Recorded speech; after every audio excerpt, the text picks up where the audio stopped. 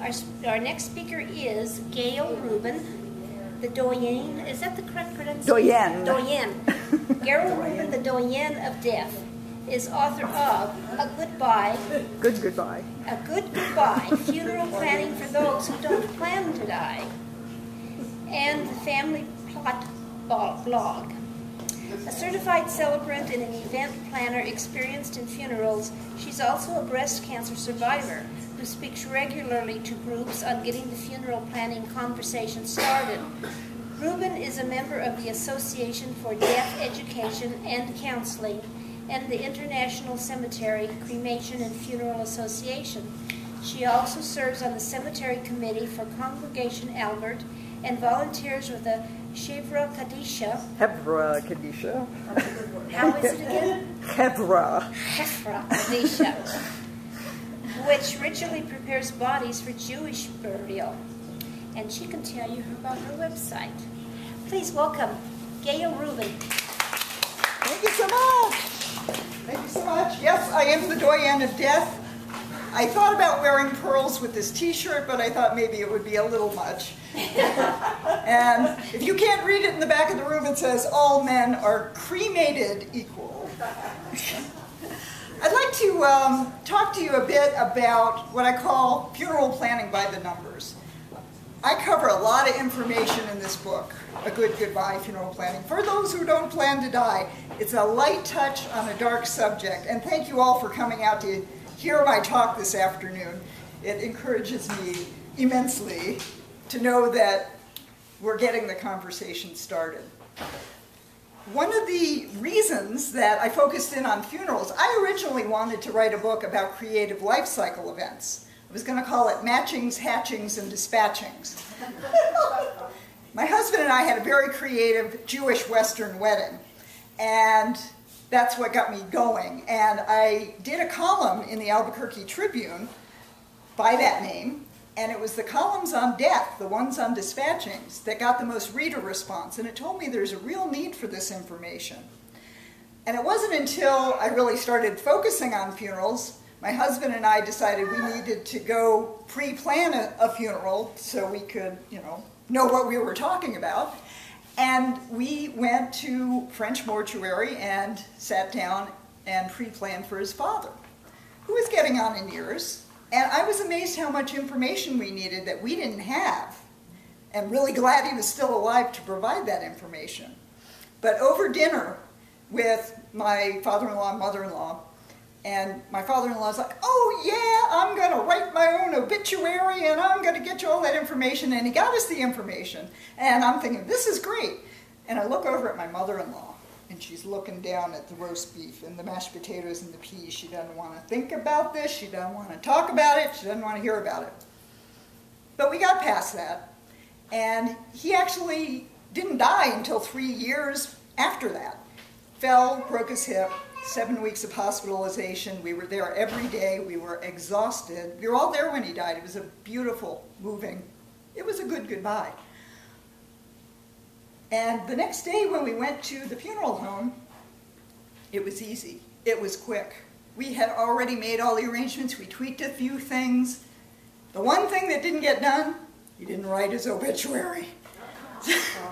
So we did just, and we were just like, you know what, let's just list when the funeral's taking place. He was eulogized beautifully well by both a family friend and the rabbi. But, you put that stuff off and it just kind of falls off the map. So I want to talk to you about funeral planning by the numbers. We got numbers 1 through 6. Number 1 life to live. As far as we know, this is all there is. Although there are plenty of folks who say, there's life beyond this life. And that's hope for the future. But there are all these atheists around too who say, prove it. Well, I'm not here to prove it, but like groceries, we do have an expiration date. And we do have a deadline. Writers know deadlines. So my plea to you is to live each day as fully and deeply and joyfully as you can. Because we never know when that last day is going to be. And certainly what I just experienced becoming a certified celebrant, one of our exercises to become certified was we were given an assignment of a death. Didn't have any details about the person, just how they died. Whether it was an Alzheimer's patient, a baby, death by suicide, death by someone else's hand. By the way, that was the assignment that I got with 2 other funeral directors. And we came up with a story about a young lady who died because somebody was texting while they were driving. And she lived at the beach in Tampa, and we did this in a setting at the beach and did a candle lighting, bonfire lighting on the beach as part of our send-off service. So we just created out of thin air this story, and everybody was doing this with their own projects. And you couldn't ask for a more creative, moving, meaningful group of funerals and memorial services. So just something to think about when you're thinking about your own families. What's going to be meaningful and memorable for a good goodbye for whatever family member whenever they depart? 2 events, weddings and funerals. I do a series of talks, and in fact I have the schedule using funny films to help start that funeral planning conversation. And one of the ones I use is called Over Her Dead Body. It's a film that opens with a wedding, and Eva Longoria Parker is the stressed out bride. She's killed by a falling ice sculpture, and I showed this, and then she has an argument with an angel, but I show this because weddings and funerals have very similar elements. You hear families say, gee, we only get together for weddings and funerals anymore. You've got the flowers, the clergy, the clothing, where are you going to have it? How are you going to alert all of your friends and relatives to come to this event? There's a lot of things to pull together. Yet, people don't want to plan funerals. It's the party no one wants to plan. And if brides and grooms plan their weddings the way most people plan their funerals, they'd be trying to pull everything together in 3 to 5 days. And weddings are stressful enough as it is. Talk about more stress when you've got that kind of time pressure on you to create an event. 3 reasons we don't want to plan funerals. Well, we don't like to think about dying. Nobody wants to be morbid, but it is a fact of life. As soon as we're born and we start breathing, we're on that road toward not breathing. So that's one reason. We don't want to think about dying. We don't want to think about saying goodbye to people we love. Yet, by not thinking about it and not thinking about what you might want to have for a meaningful send-off for that person, it makes it that much harder. And psychologists there are studies galore that say people who don't have some kind of ritual to send somebody off, to say goodbye to that person, 6 months later that family is having a harder time with grieving and moving on. They get stuck. So we want to express our emotions, and we want to cry, we want to laugh, we want to let those emotions out. I think that's enough reasons why we don't want to do it. We just know we don't want to do it. But I'll give you 4 good reasons why we should. Number 1, funerals are very expensive undertakings. After your house, your college education, if you get one, maybe your car, and your wedding, funerals are up there. They can be cheap. You get away $6,000 if you're talking, burial. Anywhere to $20,000, $25,000, depend. I mean, if you're going to go Michael Jackson's golden casket, you could really blow your bank account. But they're very expensive, and a lot of people don't realize that until, boom, I have to plan a wedding. Where am I going to get the money for this? So, forewarned is forearmed. Number 2, you can avoid stress at a time of grief. Once, a lot of families that have pre-planned say it made it so much easier. I mean, it was a sad time, but we knew what we had to do, what they wanted. So you're going to relieve a lot of stress. you're going to also help avoid, maybe not totally, but minimize conflict within the family. If somebody says, no, Dad wanted to be cremated, and somebody else says, no, Dad wanted to be buried, that is going to cause fights, and there's enough stress even if you do plan, but it will help minimize the conflict within the family. And then number 4, creating something really meaningful and memorable. If you've had a chance to talk about it, put some plans down, even pre-plan and prepay to make sure those plans are carried out. Like if you want a Viking funeral and, get sent out on a boat and set it on fire, I don't think you can do that legally. Although you could do it with cremated remains. I think you could get away with that. There's also the 4 R's of funerals, and I do have a handout back on the back table there if you'd like to pick up a copy that talks about the 4 R's of a good funeral or memorial service that makes it healing. Number 1, the point is to recognize the reality that someone's died. This is very often why they encourage looking at the body. In my tradition, you don't look at the body. It's up to individual families.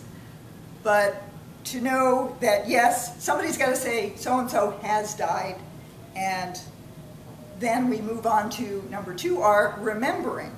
We remember the person. This is where we tell stories, we laugh, we cry, we look at items that maybe they are associated with them from their life. And number 3, then we reaffirm our beliefs. If we believe that, yes, the person has gone on to another iteration, another lifetime, if we'll see them again, or if this is all there is, we get up and we reaffirm what our beliefs are. And then an official release of the person's spirit, to let them go and to let the family, the friends that will miss that person, to move along as well. So those are the 4 R's. Number 5 things you need to know now about everybody in your family or anybody you would be planning a funeral for. Number 1, their social security number. You know your own social security number, but do you know your brothers or sisters if you might be called upon to plan their funeral? You need to have that kind of information. Mother's maiden name. Now, you would know your brother or sister's mother's maiden name. But if you're in a partner relationship, if you haven't been married that long, this is information that may not come up in casual conversation. You also need veterans information if someone's a veteran, so you can take advantage of the services that the government will provide for free for veterans. You also need to know where the person was born, because that goes on the death certificate. The 5th thing that nobody thinks about, or hardly anybody thinks about, is online passwords. In this day and age, you take your passwords with you to the grave. Nobody can do anything about your accounts. Nobody can get onto your computer. I actually went to a funeral where the man was very well-versed in computer operations, and nobody had his password, and they could not get into his computer. It was like Fort Knox is what they said. So important things to know on that score. And then I would like to run by you 6 questions that you need to know, that you want to get answers to before you might go to meet with a funeral director. Number 1, what method of disposition do I want? We actually have quite a number available to us this day and age. It used to be you were just buried. You know that in the Old West. Yeah, you can have a casket and be buried. There are lots of different caskets. There are lots of different, do you want to be embalmed? Do you want your body viewed? Do you want, other than burial, of course, there's cremation. There's donating your body to science. And if you're going to donate your body to science, you need to make arrangements before you die. You have to sign papers. And they need to make sure that you don't have infectious diseases or you're grossly obese. There are certain things that will disqualify you from donating your body to science. There's also a new thing out there that is just coming up on the horizon called alkaline hydrolysis. You can actually have your body dissolved into a sterile, coffee-colored liquid that can be safely poured onto the ground or into a body of water.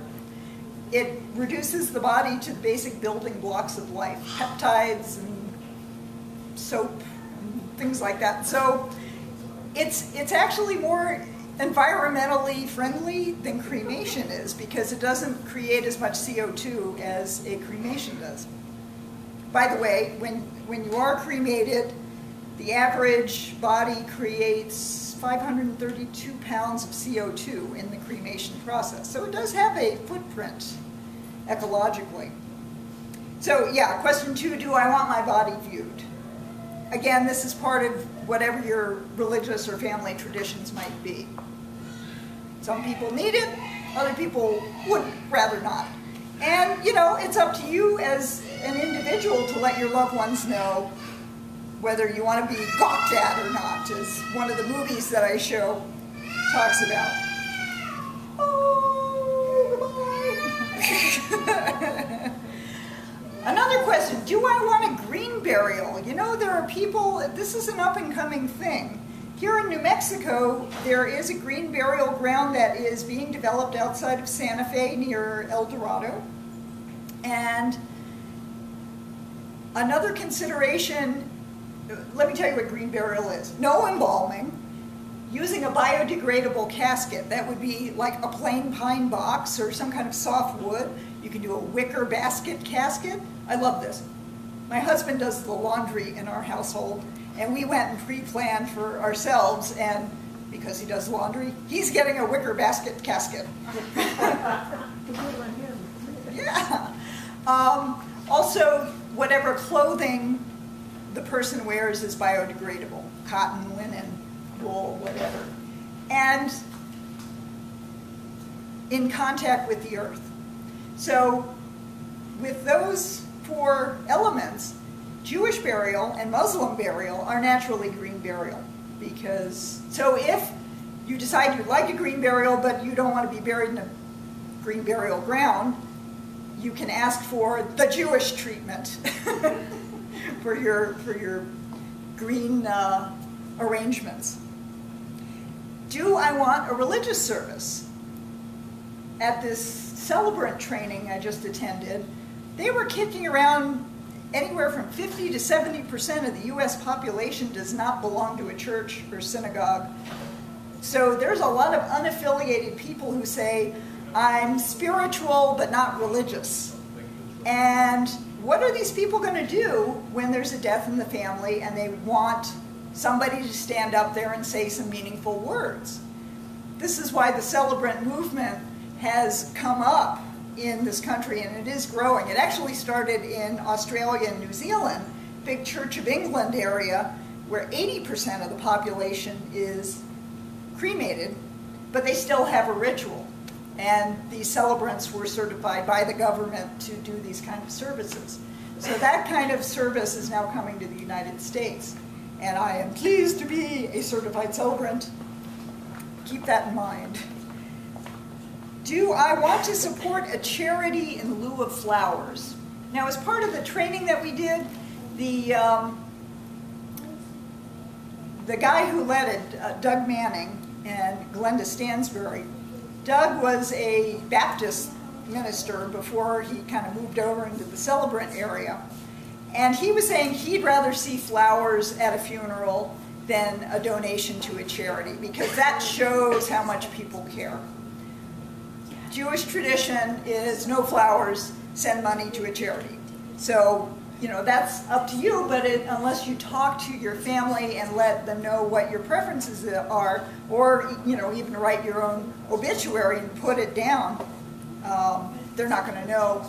Another element of stress. And number 6, how would I like to be remembered? Well, you know, your legacy is built by your actions and your words day by day. And think about that at the end of every day. How did I make this place a better place? Did I express love? Did I express any kind of knowledge that would help someone else. So I would encourage you to think about these questions and to live your life as you would want to be remembered every day, because we never know when that day is going to be our last day. And that we can create a good goodbye and sail off into the sunset, into whatever we believe is beyond this horizon. So, any questions? Nope. Well, I want to thank you all for coming out here today and listening to me talk. I've got copies of the book back there in the back of the room. Handouts. Oh, also, did want a good goodbye funeral planning for those who don't plan to die. I do have a 10-page planning form that can help you gather up all this kind of information we've been talking about today that you can fill out. You can either download a PDF, or if you've got the Word program, you can type it in. And just go to my website, agoodgoodbye.com, and type in your name and your email address, and it will be sent to you immediately. Or you can give me your name and email here.